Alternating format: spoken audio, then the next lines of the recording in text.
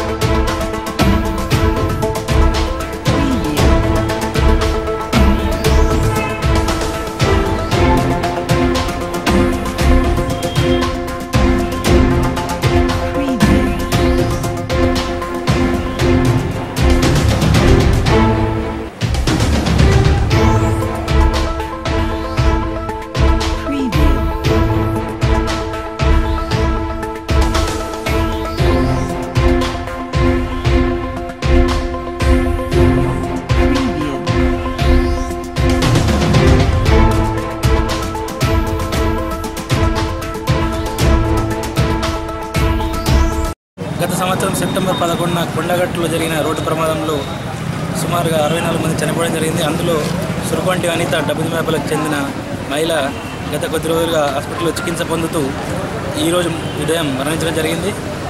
గత 2 నెలలు హైదరాబాద్లో, మరొక నెల కరీంనగర్లో చికిత్స పొంది ఈరోజు ఉదయం మరణించడం జరిగింది. దీంతో మృతుల సంఖ్య 65కి చేరింది. 7 గ్రాములు